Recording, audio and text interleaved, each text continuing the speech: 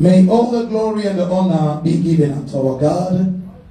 Would you please take your Bible, turn it if you will with me to the book of 1 Samuel, chapter 17. Should we all turn to the book of 1 Samuel, chapter 17? I will try as much as I can to be short with my message, that we may spend a couple of time in a prayer.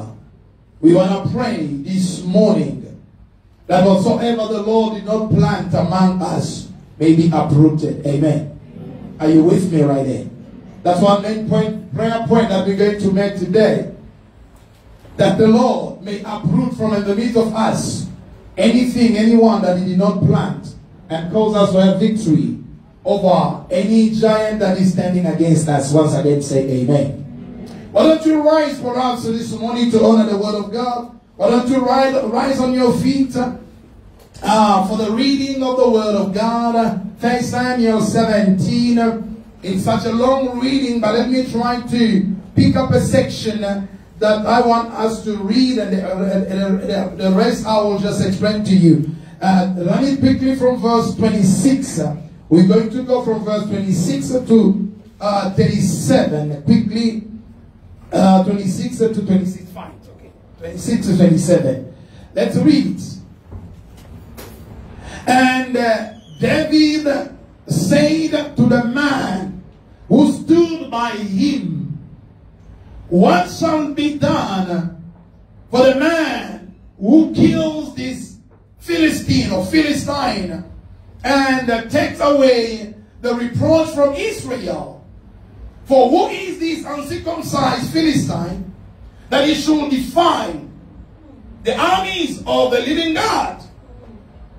And the people answered him in the same way, "So shall it be done to the man who kills him." And Eliab, his eldest brother, heard when he spoke to the man. And Eliab's anger was kindled against David, and he said, "Why have you come down? And with whom have you left those few sheep in the wilderness? I know your presumption and the evil of your heart, for you have come down to see the battle." And David said, "What have I done now? What was it not but the words?" And he turned away from him toward another, and spoke in the same way. And the people answered him again as before. When the words that David spoke were heard, they repeated them before Saul, and he sent for him. And David said to Saul, "Let no man's heart fail because of him. Your servant will go and fight with this Philistine." And Saul said to David, "You are not able to go against this Philistine to fight with him, for you are but a youth, and he has been a man of war from his youth." But David said to Saul, "Your servant used to keep sheep for his father, and when there came a lion or a bear and took a lamb from the flock, I went after him and struck him and delivered it out of his mouth. And if he arose again against me, I caught him by his beard and struck him and killed him. Your servant has struck down both lions and bears, and this uncircumcised Philistine shall be like one of them, for he has defied the armies of the living God." Somebody say amen. Amen. And David said, that our verse today, and David said, "The Lord who delivered me from the paw of the lion and from the paw of the bear will deliver me from the hand of this Philistine." And the Saul said to David, "Go, and the Lord be with you." Somebody say amen. And read again verse 37. He said this, and David said, that our topic, "The Lord who delivered me from the paw of the lion and from the paw of the bear will deliver me from the hand of this Philistine. And Saul said to David, go, and the Lord be with you. Give to the Lord a round of applause. As you are taking your seat, do it much better. Please do it better. Do it better. We have many here in the house. Come on, put down your Bible. Put down your Bible for a second. Just give to him a round of applause, everybody. Yes, I'm waiting for you to put down your Bible. I'm waiting for those that are not yet clapping. All right, the glory to the living God. Amen. My topic this morning is that the Lord will deliver me again. Amen. Amen. I say the Lord will deliver me again. Amen. Oh, to take it fully from the word of David, the Lord who delivered me from the paw of the lion and the bear will deliver me again. Amen. That's what we want to look at this morning, beloved. We want to look at the story of David and Goliath. Such a well-known passage of the scripture, such a well-known story in the Bible, which I believe we learn from Sunday school. For those of you who got a chance of knowing Christ at the early age and you got a chance of attending our Teacher's Frank Sunday school. Well, if not, I would like to believe in one way or the other, maybe ever since you've been in Christianity, you had an opportunity. You've been once exposed to a preaching on this account. A lot has been said, and a lot has been said and preached on this account to the point that when even one picks his text, you start wondering whether there will be something new that will come out of it that we have never heard about. But beloved, let me tell you one thing, whether there might not be something that you have heard before, but I guarantee you one thing, if you listen to me to the end, this word is going to bless you in the name of Jesus. Amen. Because the word of God is so rich, so powerful that we don't get tired of it. We don't get used to it. Every time you hear it, every time that God speaks to us, even from the some verse that you've heard before, God can bring about an application, can bring about something new that will strengthen you. Am I making sense right there? As I said, there might not be much new thing that we may bring about here, but I believe there's some helpful insight from this text that if we really consider them, they will help us live a victorious life. Hallelujah. Hallelujah. I would like to believe the Lord who has laid us and convinced us to bring about this message today has a purpose which you want to fulfill in your life. When you read the book of Psalms 107 verse 20, the Bible says, the Lord who has sent me with, the Bible says this, he sent out his word and healed them and delivered them from their destruction. Are you getting what I'm saying right there? The Lord has sent his word and the word did what? Heal them. Every time that God sent us a word, beloved, it comes with a purpose to fulfill. And I love it from Isaiah because Isaiah said, the word of God is like the rain. It does not return to the Lord void. It does not return unless it fulfills first what the Lord has released it from. I believe this morning the word has a purpose in your life, in your circumstances, in the situation that you are facing. I don't care how good or how bad they are, but I believe one thing this morning the Lord will minister to you and to your situation. If you agree, shout amen. Amen. He has something for you, beloved. He has something for you. Beloved, I'm not, as I'm trying to say right here, intending to go through the whole account of the fight between David and Goliath. We know, I believe all of us, the story, how David went about fighting Goliath. And we would like to believe that one of the key ideas in this account is to exalt the name of the Lord. Because what was happening in that time, the Philistines with their army, they rose against Israel and his army. They went about defiling the name of the Lord. They went about insulting the God of Israel to the point that the Lord could not let his name be put to shame. Are you getting what I'm saying right there? That's why the Lord arose through David to show the Philistine and to show the entire world there is no powerful God like him. Hallelujah. As you see that the Philistine brought about a giant to fight, but God brought about a young man and an experienced man to fight a great warrior. And by so doing, the Lord has confused the Philistine to tell am the Lord God of Israel, and nobody can stand before me. Am I making sense right there? So as I'm saying, I'm not intending, beloved, to go through the entire account, but I just want to pick up something from David's word in verse 37.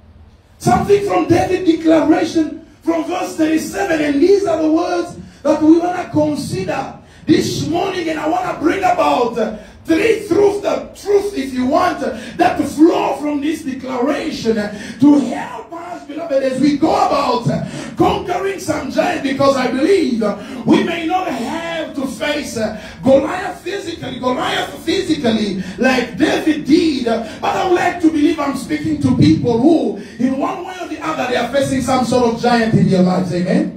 There are some that are facing some sins are rising in your life.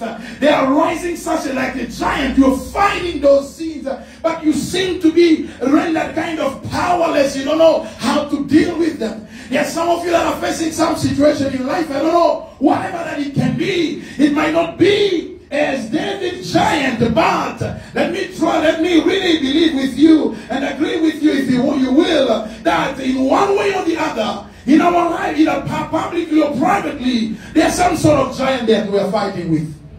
Do I have a witness with that? Do I have a witness in that? Well, if I have a witness, then you mean I'm talking to the right people. Then we can go together. We want to pick up something from there. What is David saying right there? He says this in verse 37. The Lord would deliver me from the paw of the lion and from the paw of the bear. Will deliver me from the hand of this Philistine. I want to talk about these words. These words that David, this declaration that David made when he was facing such an intimidating giant Goliath. He found himself, beloved, before a difficult situation. He found himself before such a great man, a giant, that he had to fight. He found himself before a situation that everyone was running away from. Are you getting what I'm saying right there? I would say God put him, hear this, beloved. God put him before a situation that everyone, including the king, even skillful warriors, were running away from. But David was put before such a situation. Maybe as I'm speaking this morning, there is somebody that the Lord has put before a situation. When you look at your size and what you are facing, there is no match. Do I have a witness in the house this morning? You look at what you are to deal with, what you are fighting against, and you look at what you have, the means at your disposal. You feel so belittled, you feel so small. But David was put before such a situation, as I say. No skillful warrior could stand before Goliath. All of them, even Saul was running away from him. But David came when he saw the challenge that was put before him. David built himself up. He built up his faith on the unchangeableness of God. He built up his faith on the faithfulness of God. And he believed that the Lord who delivered him in the past was also able to deliver him from the situation in which he was. Am I making sense right there? He believed that God is the same yesterday, today, and forever.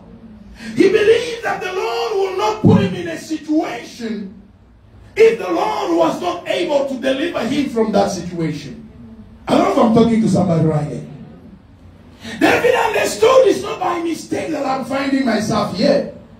The fact that I'm here, the Lord had prepared me for a day such as this. Amen. Oh, do I have a witness to lift up his hand and say amen? Amen. He understood all that I've been doing before.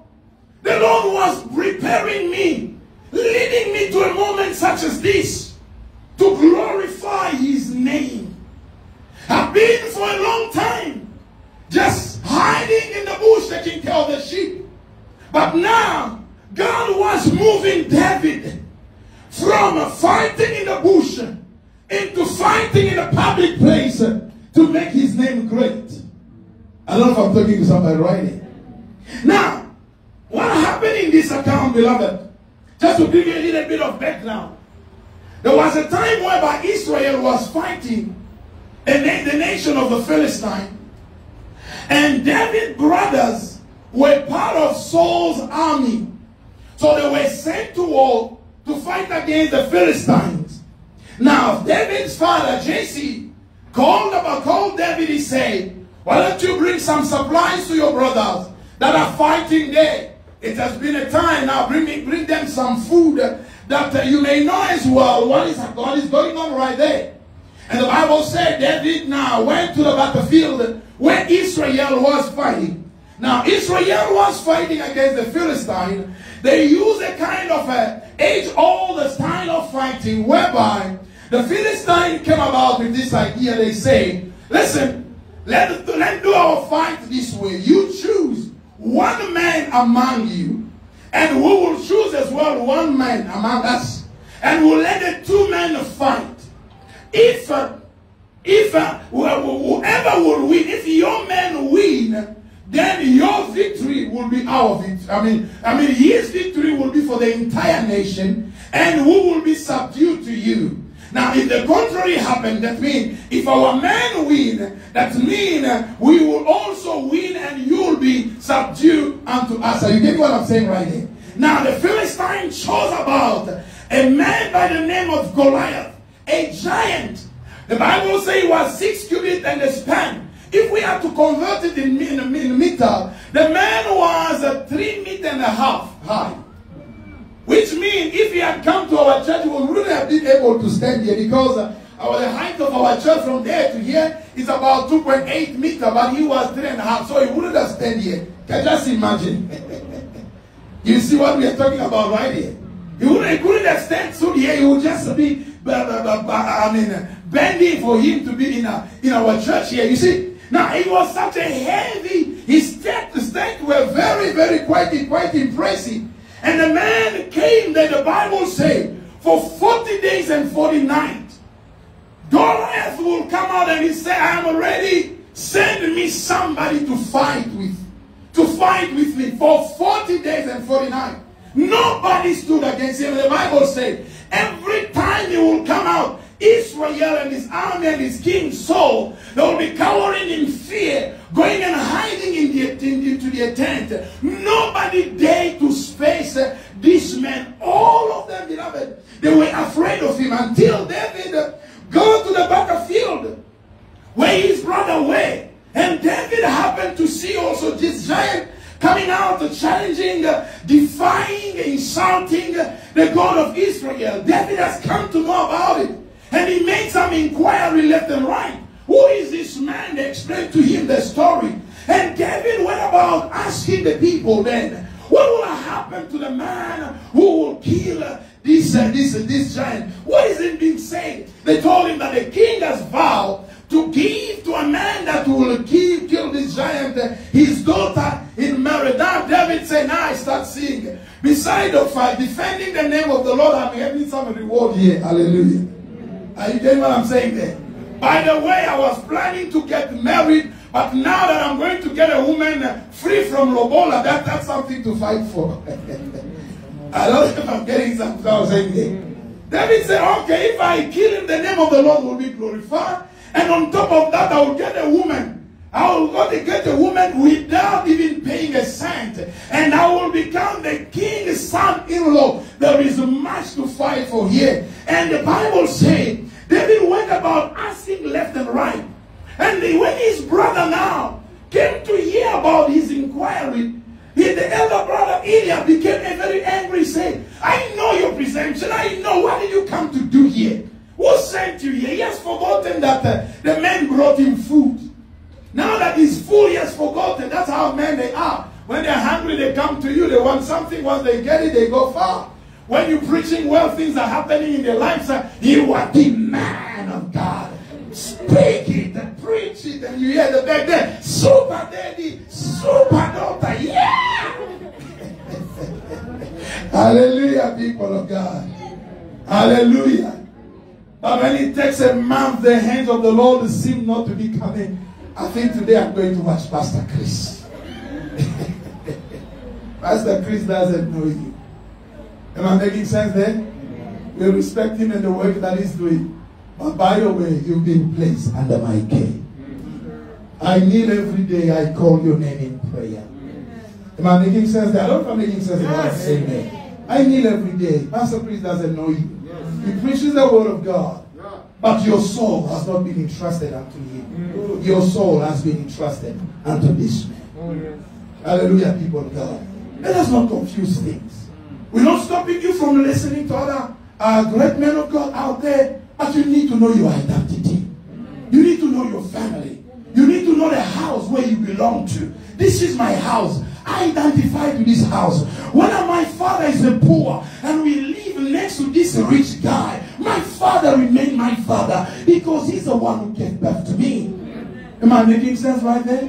I don't run away from our house and go and live there because my father, because our church is small. No, beloved. Let us not neglect our humble beginning because our later end will increase.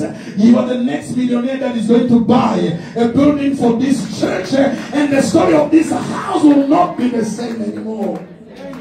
Am I talking to somebody right here? Hallelujah. When Miriam trying to talk David out of the situation, he said, you're about nothing. You're nothing but a youth. You can do nothing. And the Bible said David left him. He did not stop there. He went about asking to another person because he believed it was the Lord who sent him in that particular situation. Beloved, you know, when you are convinced that what you are doing, it is from the Lord. If you are sincerely, honestly, beyond all reasonable doubt, that is the Lord sending you, do not let anybody, anything to discourage you because you are on a divine assignment. And when you are on a divine assignment, listen to this, you will not get support from everyone. At time you may be lucky to get 1, 2 people to move with you, but another time you'll be left alone. You need now to stand for what you believe the Lord has told you. Am I talking to somebody right here? David refused to be discouraged. He went about inquiring. And the Bible tells us this. What he was saying came to the ears of the king. That means David went about telling people openly, I'm going to kill that guy. I'm going to kill that guy. Now, imagine in a community whereby the entire nation was running away. A young man was going about telling people, I'm going to kill him. I'm going to kill him. To the point that it got to the king's ears. And the king called him. He said, David, come here. He asked of me. He said, come here. Why? What are you saying here? He said, King, I am going to kill this uncircumcised. Who is this uncircumcised Philistine to defy our God? Who is he to make mockery of my God? I cannot let that happen. I want to defend the name of the Lord. I want to stand for what I believe my God is. And the Bible tells us that the soul is saying, no, you are nothing but a youth. You cannot fight. David is saying, I know what I am talking about. He said, King, listen. This man that you call a young person, yeah. In the past, I used to take care of my father's sheep. But there was a time whereby a lion came and he took one of the sheep and he was about to devour it and eat it. I ran after the lion and I took out from his mouth my father's sheep. And if the lion tried to turn against me, I ran against him, I killed it. I did it to a lion and I did it to a bear. So if I did that to a lion and a bear, who is this uncircumcised? The king said, yes, you know what? I understand now. I understand because you see, first of all, listen, when the conversation started, Saul belittled David. But when he heard about his experience with God, he changed his mind. He said, well, it looks like I can let you go, but this time around, why don't you take my weapon? The Bible says, Saul brought about his armors and he gave them to David. When David put them on him, they were so heavy. And he said, no, king, I cannot fight with this. Because I remember when I killed the lion and when I killed the bear, I kill them with the help of the Lord, not with the help of man armor. I don't know if I'm making sense right there. I cannot go fight the enemy of God with your armor. You had them all along. Before I was here, this armor were there. You with your armor, you failed to kill Goliath. Now that I'm coming against him, I am only going to use what the Lord is going to tell me, not what you're going to give me. Amen. Am I talking to somebody right here? He refused heavy weapons and he went just for the stone. He took the stone. He said, King, listen. The Lord who delivered me from the hands of the bear and the lion will deliver me also from this situation. David, beloved, did not only trust in the unchangeableness of God, but he had also experienced the hands of God in his life, and he understood that what God did with him in the past, he was also able to do it in that particular moment. Amen. Beloved, these words of David are really such a strong declaration of faith from a man who had a full trust in God. A man who knew that his God was the same yesterday, today, and forever. Are you getting what I'm saying right now? In spite of the size of Goliath, in spite of his experience, David did not look at that, but David rested his faith upon the faithfulness of God, and he rested his faith upon what God did for him in the past. Somebody give me amen here. David's logic was perfect. It was perfectly sound in that he looked at his statement was a present statement of faith based on God's faithfulness in the past. I don't know if I'm making sense right there. Are you getting what I'm saying there? It was a present statement of faith, but based on God's faithfulness in the past. What am I saying? It means before going to Goliath, David looked at the back, what God did for him and with him, and that gave him the faith to confront Goliath. Am I talking to somebody right here? Hallelujah, beloved. Though they looked at him as a young man, as an unexperienced man, though they looked at him as unable to fight this giant, but David understood one thing. If God had delivered me in the past, he will still do it right now. If God has given me victory in the past, he is also going to give me victory right now. The Bible says after he has said that, Saul was somehow convinced, and he looked at him and he said, my son, I can no longer hold you. Beloved, there are sometimes you standing in faith. You need to convince us that what you are saying is from faith. Hallelujah. And you will know that it's faith if it stands the test of time. Am I making sense right there? You will know that it's faith if it's built on the word of God. You will know that it's faith if it's able to defeat all the challenges that are coming and all the discouragement that are coming against you. The men around David, they tried to discourage him, but they failed. His brothers, they tried to discourage him, they failed. King Saul came and tried to discourage him, they failed. He failed. He changed even his approach by saying, I do agree with what you want to do, but only take this with you. It is important, church of God, a quick bracket right there. When you move with God, move with him according to the instruction that he has given you.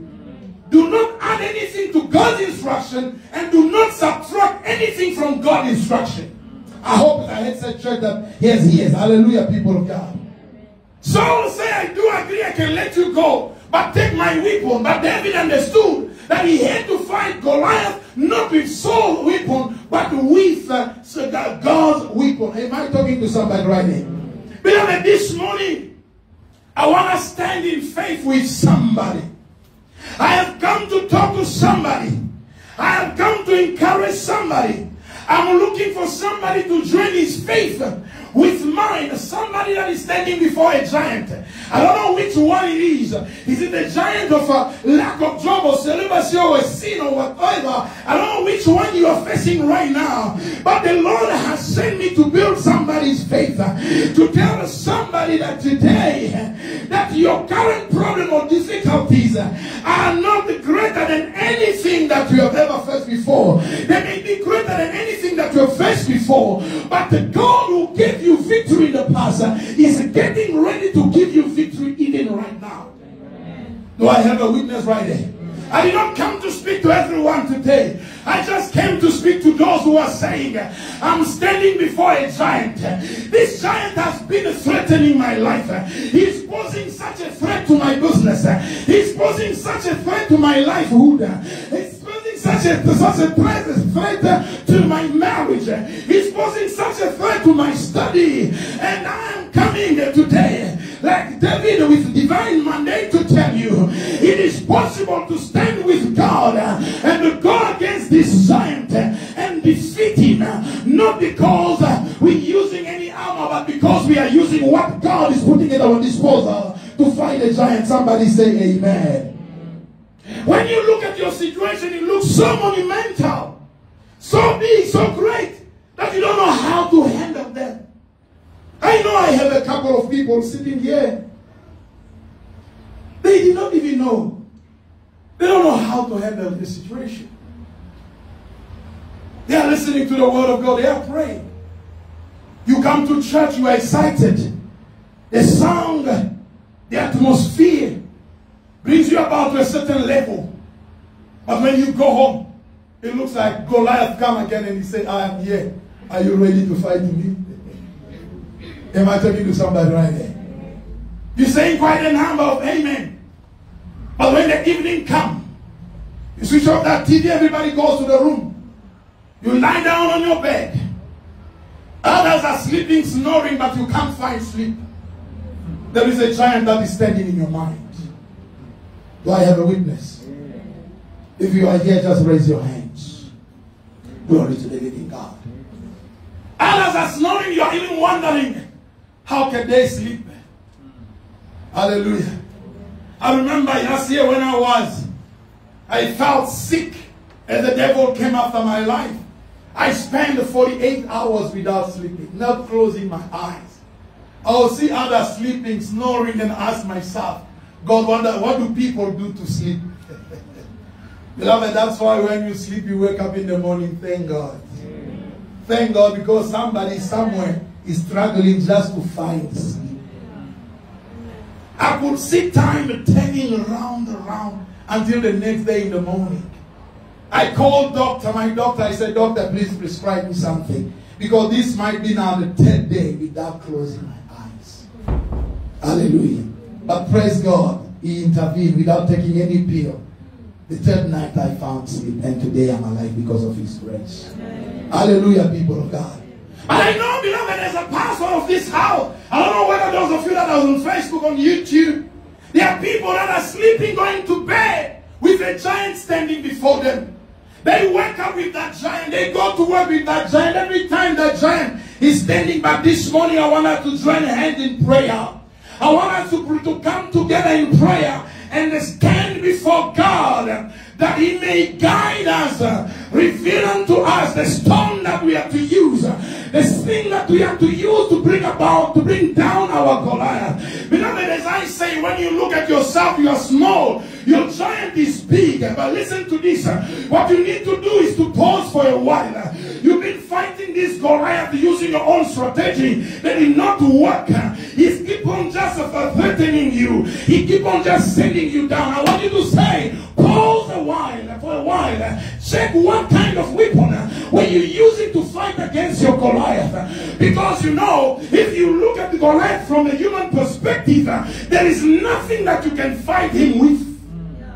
He's so big you can't fight him. When David now was about to go to fight Goliath, you know what he did? He went for the stone. Beloved, a quick bracket. Listen, a quick bracket here.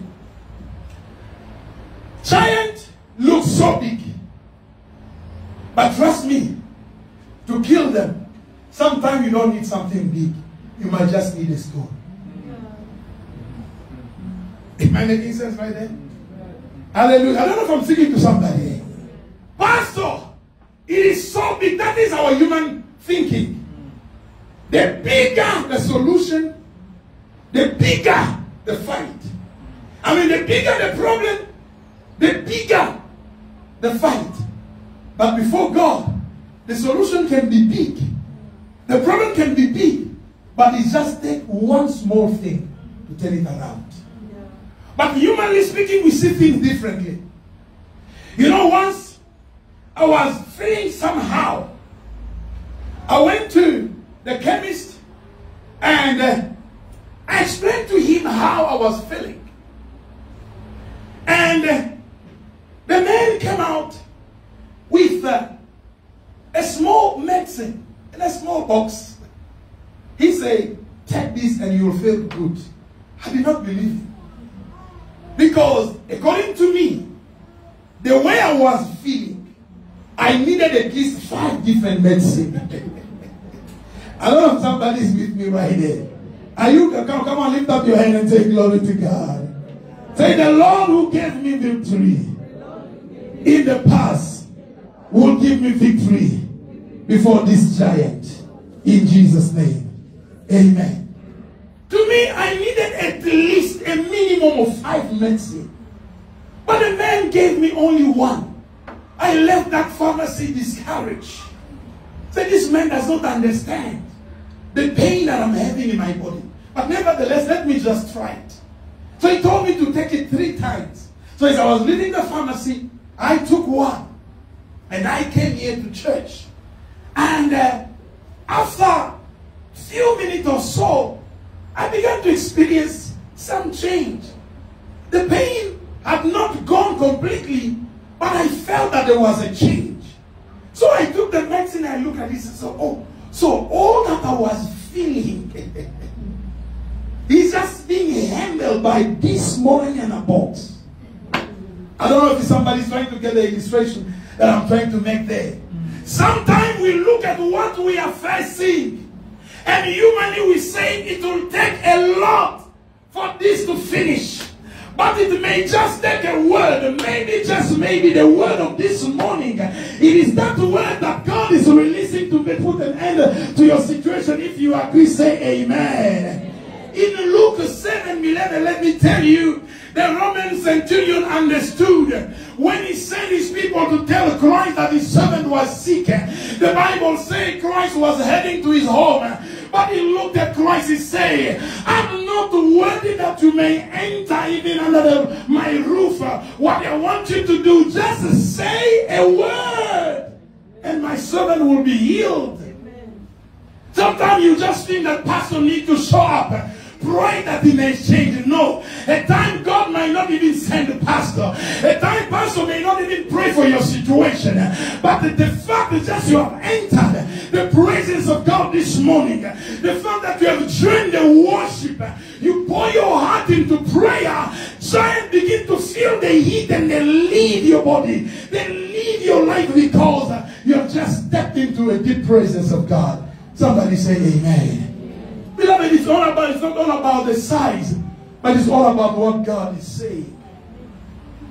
Many a time we are failing in our battle because we just look at Goliath. Saul and the army of Israel, they will come out and say, yo, what a huge man. What do we do? How do we defeat him? When Goliath will say, are you ready? All of them, they run. But when David came, he did not look at him from a physical perspective. He looked at him from a spiritual side. Are you getting what I'm saying there? He said, humanly I cannot beat this man, but spiritually I can defeat him. David saw it, not a human fight. David saw it as a spiritual fight. He said, I'm coming to you. I'm coming to you in the name, the Lord of hosts. And he said, listen, the Lord who fought for me in the past will deliver me also from this Philistine. Beloved, my word to you is this. Have you ever experienced the hand of God in your life in the past? Has God ever done something small or big in your life? If you can recall, there is but only one thing that the Lord did for you in the past. I want you to understand the very same God who gave you victory from that situation in the past, He is also the same that is going to deliver you from what you are facing now. It looks big, but it is not big. Listen to this, beloved, and write it down. The giant inside you is greater than the giant that you are seeing outside. What you need to do is stop looking at Goliath, but begin to look at Christ, who's greater is in you. The Bible says, greater is He who is in us than he that is in the world. Amen. If you've ever experienced the hand of God, there is another level. There's another level. There your fight has increased, but your victories also is getting bigger and bigger. You're facing a big giant because there is a great victory. This time around, you know, this time around, the victory that God is about to give you, this time around, it will not just be victory that nobody has heard in the past, but this time around it will be made public. When David killed the lion, nobody saw it. He did not have anybody to share the story with. When he killed the bear, there was nobody. But this time around, oh yeah, I don't know if I have a church right here. This time you don't need to go about testifying about everybody. They will see you fighting. They will see your victory and they will say, this is really the anointed one of the Lord. Amen. You fought so many battles in the past, but the Lord is moving you to a place whereby it is a public fight now. Hallelujah. It's a public fight. Let me give you 3 ideas right there and then we close. 3 ideas. What can we learn from this passage? From David's side. Number 1. This is what I want you to understand right now. Your victory and challenges of the past came to prepare you for your current challenge.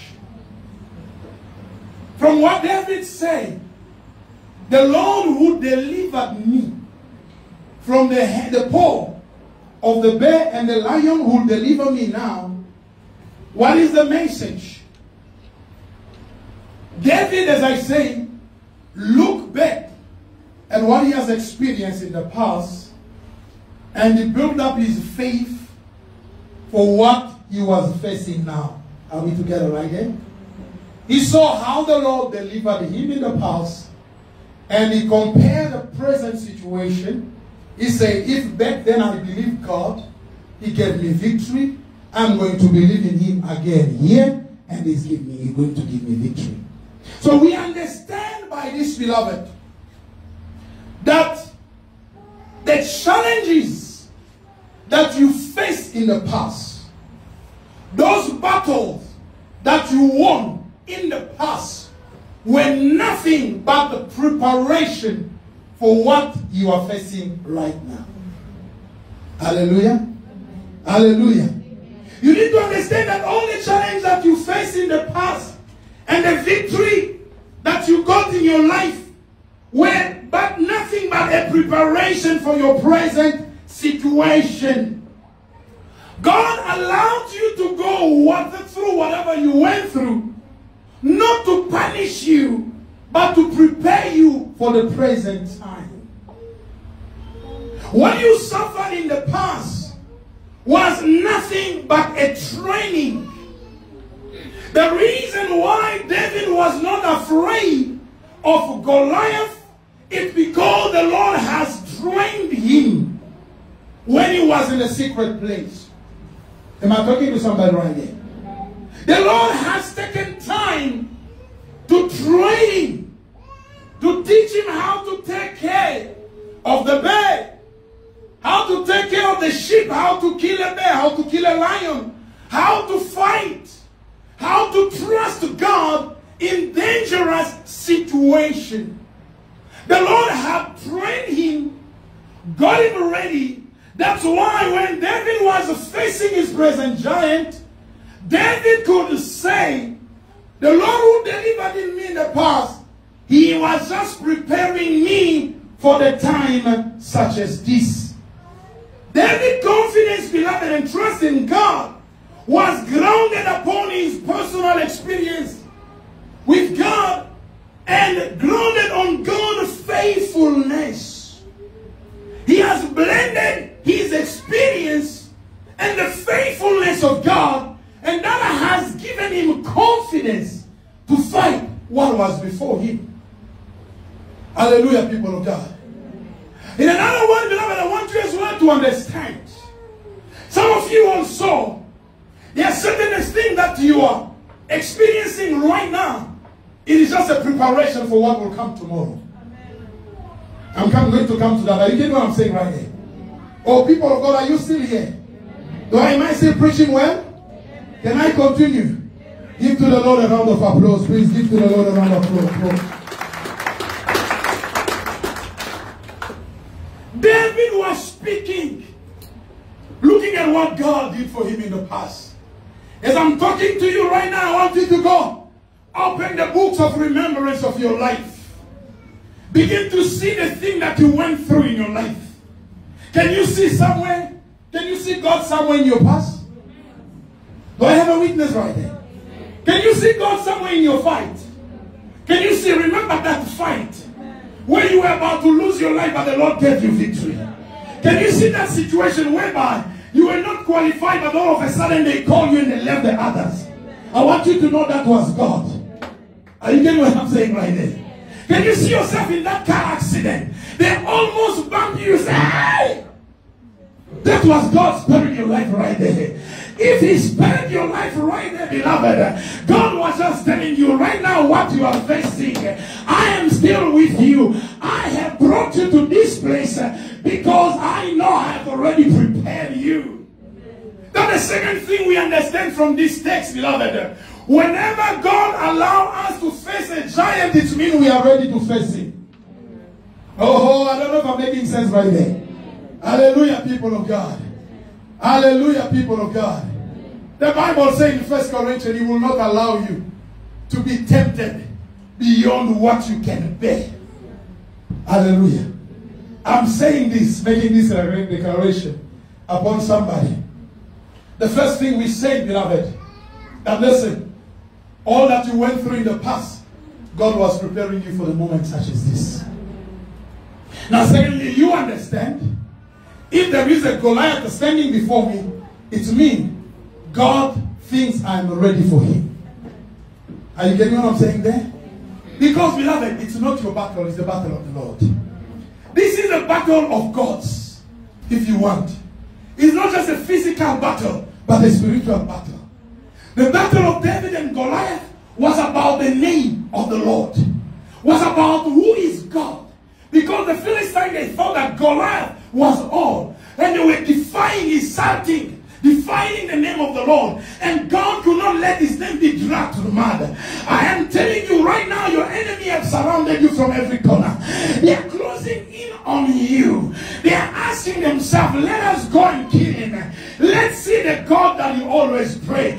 It is no more something personal, but it's something that the Lord has stepped in. The moment I began to provoke your God, God has stepped in. I don't know if I'm talking to somebody. The moment they began to mention, where is your God? But where are all the prayers that you always made? The moment they mentioned the name of the Lord, God told the angel in the heaven, look, they were playing. I thought it was a joke. I thought that it was a child play.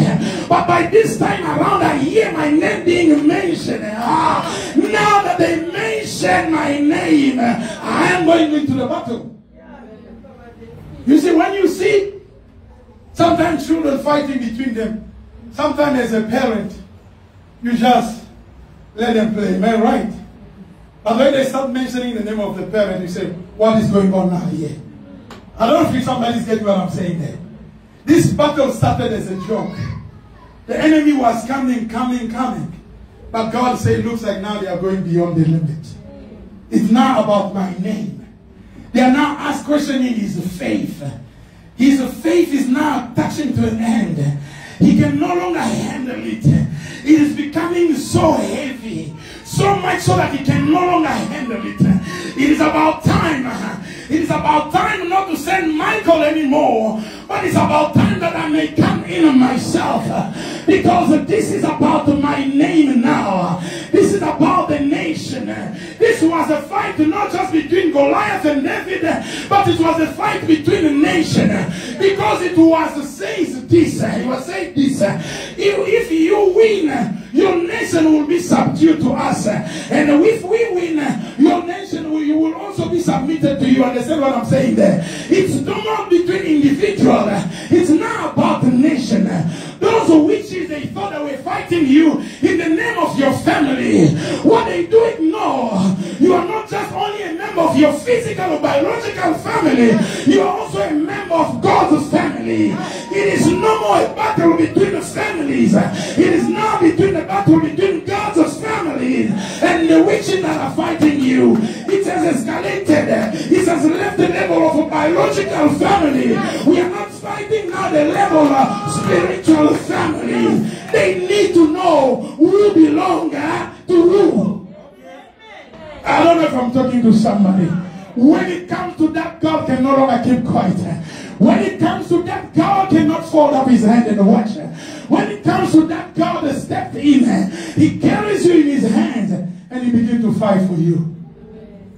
The battle has reached a level of God now. Am I talking to somebody right there? God, beloved, is entrusting you with what is inside you. I want to tell somebody, do not fear what you are facing. Hallelujah. Amen. Am I talking to somebody right there? Amen. I said do not fear what you are facing. You are ready for the battle. Amen. Lift up your right hand. Say, Father, in the name of Jesus, I believe you have prepared me for a moment such as this. You have kept me in faith for a moment such as this. I see victory. I see Goliath falling. I see all giants falling. I am ready because you have made me ready. In Jesus' name. Amen. Beloved, don't say I don't have a weapon to fight. Look for the stone. Don't you have a gun? Look for a stone. Understand what I'm saying there? By stone here I mean divine direction. Some situation they can only change by divine direction. Divine appointment. Am I talking to somebody? It's not about logical. It's not about how to handle this. But it's all about what God is saying. Amen. It's all about obeying what God is saying. He said, fill this pot with water. You don't ask him. You just fill them with water. Hallelujah. Amen. You go to the temple. They are about to pay their tax. He said, Peter, go to the river. Cast down thinking. The first fish that you're going to catch. Not the second, the first. Understand what I'm saying? The first that you're going to catch open his mouth. There will be money inside and bring it will pay tax. Don't say, Christ, there's never been money in the mouth of a fish. You just go. Hallelujah. Be like Peter. He said, cast down your net for a catch. You don't tell him, Father, we have done already that it did not work. No. Peter said, true, I did that before. But what I did before, it was with my own understanding. But I'm going to do the same thing. This time not with my own power, but I'm doing the same thing with God's anointing upon it. It makes a difference. What you fail when you went alone can succeed when you go with God. Am I talking to somebody right now? Yes. You failed because you went alone. You failed because nobody sent you. But this time it's him that is sending you. He said, go and fight that giant. Don't ask questions. Don't look at the threat and the taunt that is bringing against you. You listen to the word and go. Because you are ready for the battle that is before you. Okay.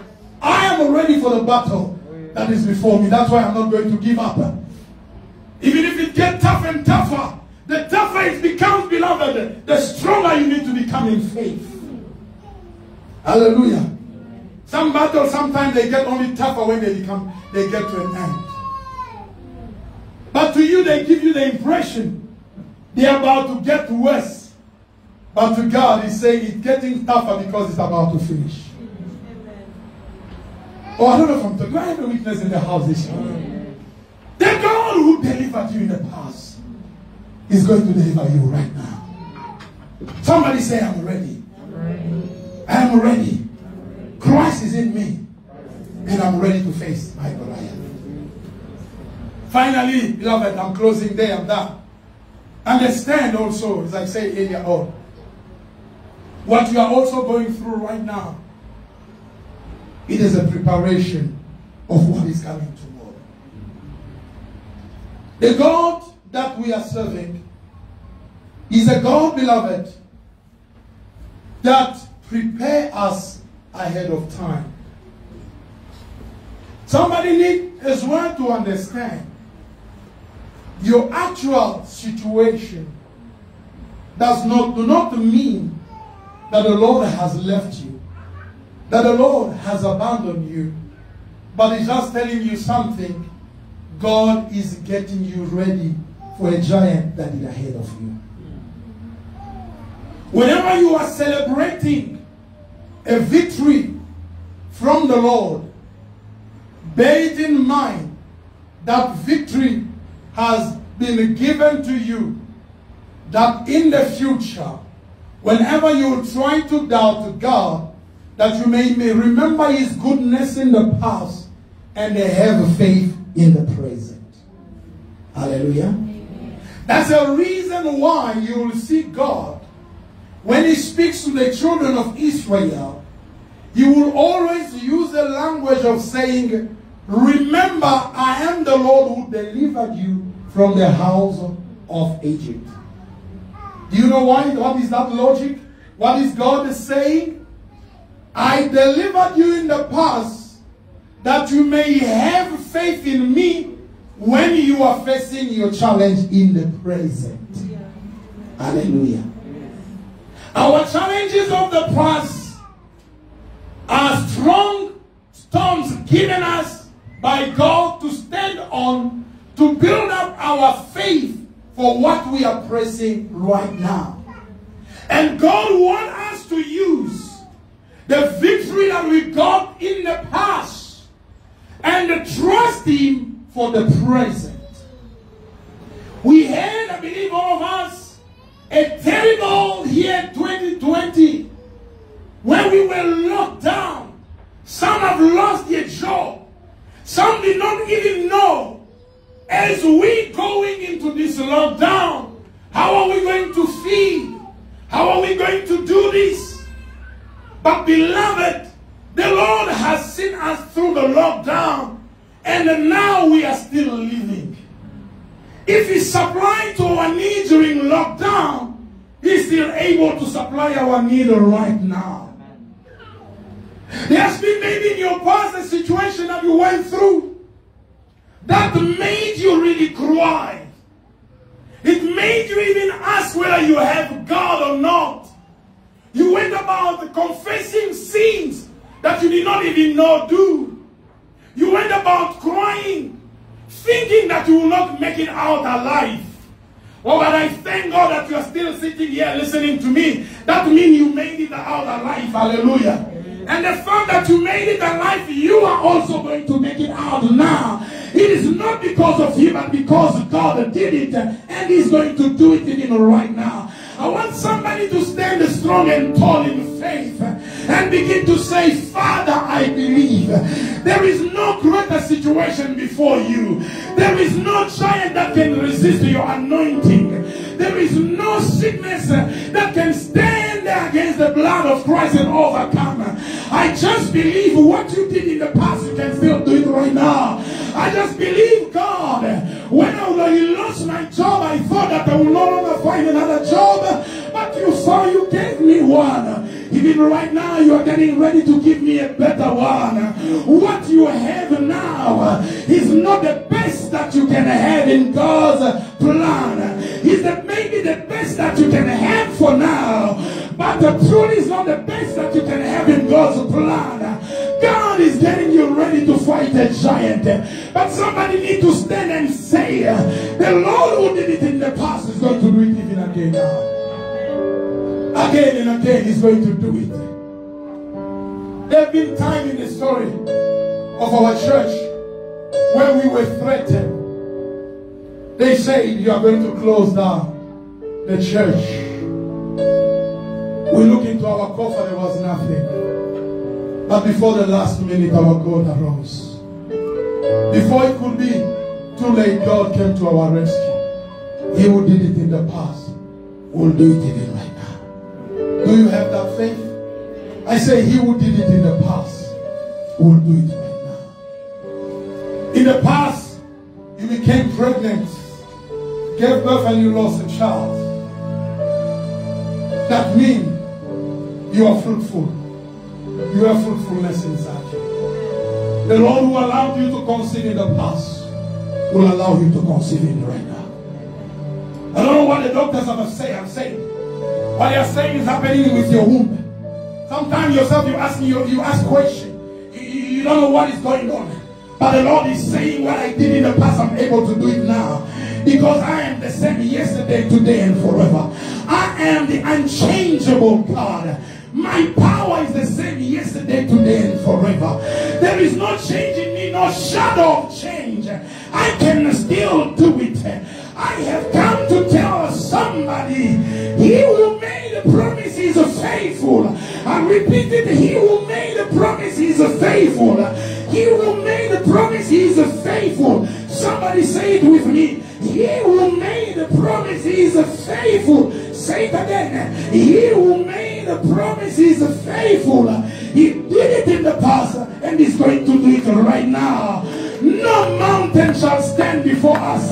Who are you, great mountain, before Zerubbabel? You shall be removed, because the anointing of God has not changed.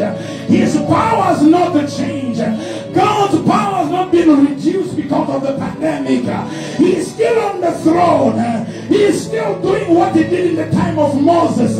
He can still do it right now. If Sarah gave birth when he was twice over the age of menopause, you can still give birth right now. Because what God did in the past, he's able to do it again today. And you are the next to experience the hand of God. He is going to do it again and again and again and again and again and again, until his name will be glorified. It is difficult, but he's going to do it again. And may God richly bless you. Why don't you give him a round of applause?